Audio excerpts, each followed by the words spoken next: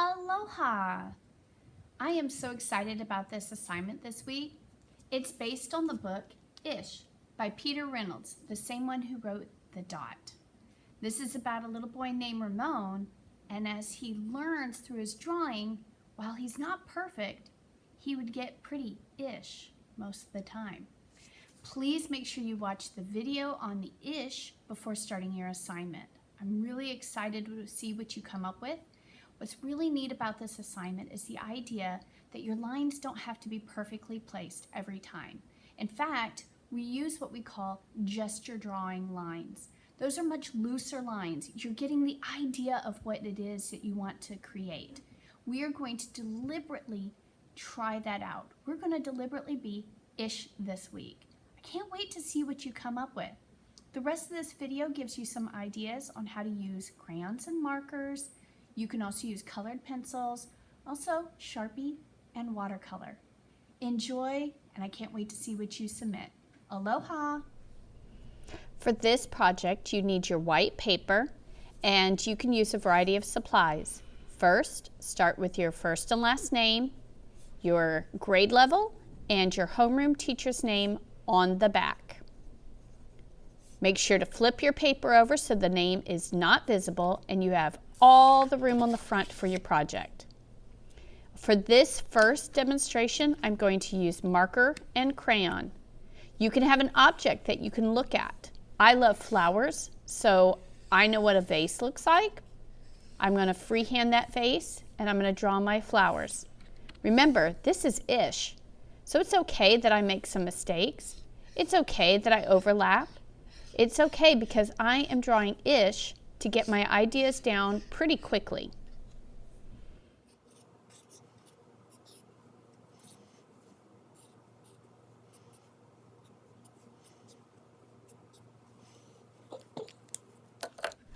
With many of my details drawn in, I'm now going to add color.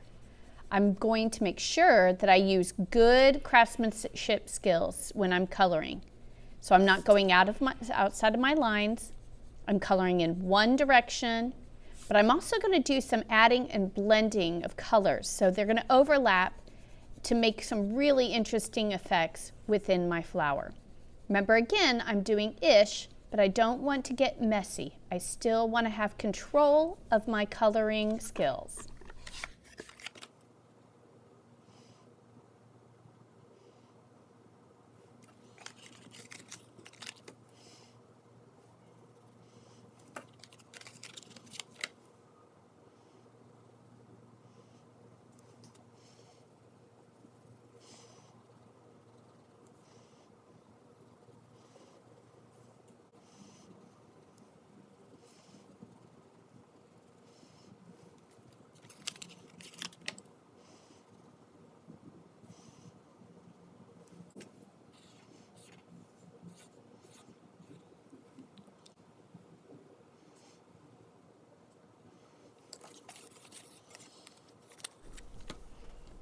For the body, I'm going to get a little bit more creative. I'm coloring in a way that it makes it look rounded, coming up around the vase. I'm also going to create some lights and darks through overlapping and adding more pressure, just to give my vase a little bit of interest.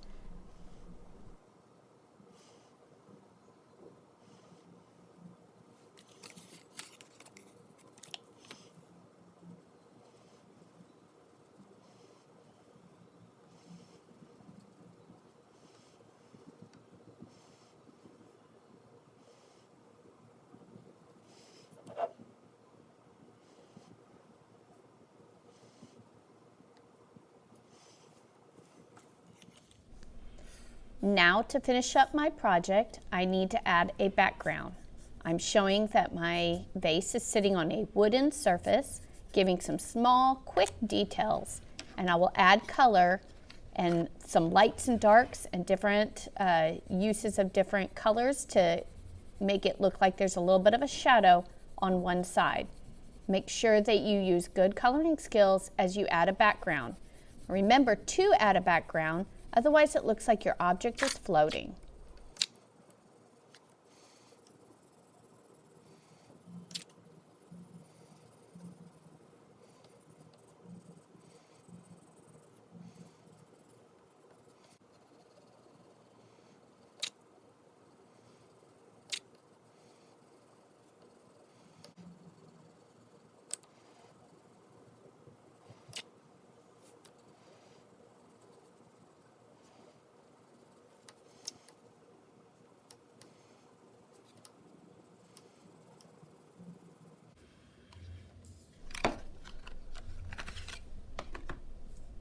All done. For this example, I'm going to use Sharpie and watercolors. This time, I'm going to draw the diffuser that I have in my room. You're going to notice there's a couple of potential mistakes, but I use them because my picture is ish. Check it out.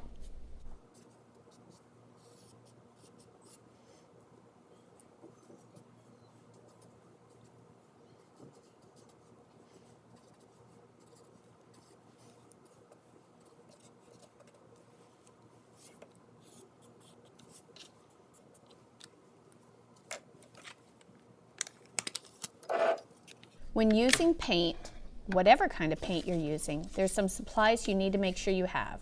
The brush, and of course your paint, a cup of water, and a paper towel.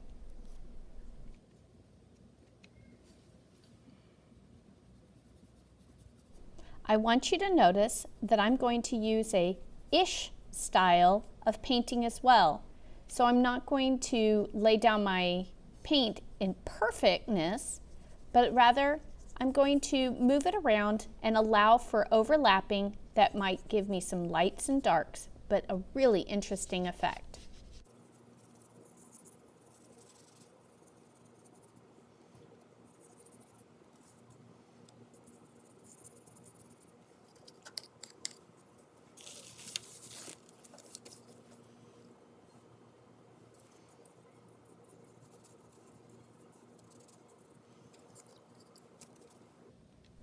You'll notice that the body of my diffuser is also curved just like my vase was earlier.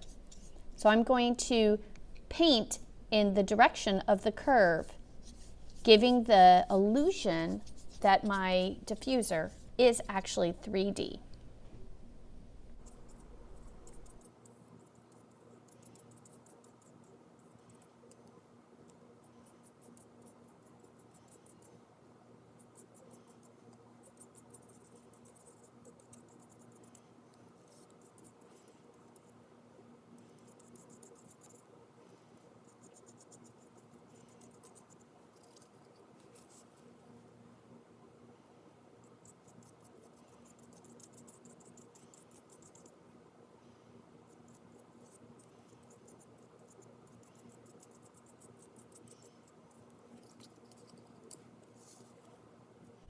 Again, make sure you have a nice looking background so that your object that you're painting does not look like it's floating.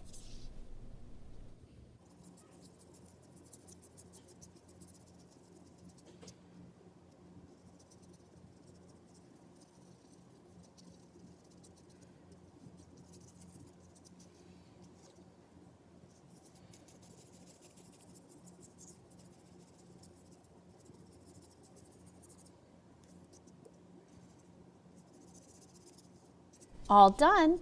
Be sure to submit your finished-ish projects on Canvas.